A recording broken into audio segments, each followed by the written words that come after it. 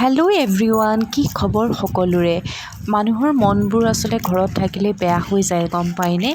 বিশেষকৈ এই যে মন বেয়া লগাটো ঘৰত থকা মহিলাসকলে বিশেষকৈ বুজি পাব। কি কৰিলে মন ভাল হয়, তো তেনেকুৱা এটা কামকে মই কৰিবলৈ গৈ আছোঁ। ব'লকচোন চাওঁ। এই ভাল লগা কামটো যে কৰিবলৈ গৈ আছে, ভাল লগা কামটো কি গম পাইছেনে? শ্বপিং। বিশেষকৈ আমাৰ ছোৱালীবিলাকৰ কাৰণে বেষ্ট চলিউশ্যন। মনটো যেতিয়া বেয়া লাগে তেতিয়া এই কামটোৱে আমি কৰোঁ। এয়া আমি V2 মাৰ্কেট পাই গ'লোঁ। চ' ব'লকচোন যাওঁ, আহক ভিতৰলৈ সোমাই। মোৰ যে অৱস্থাটো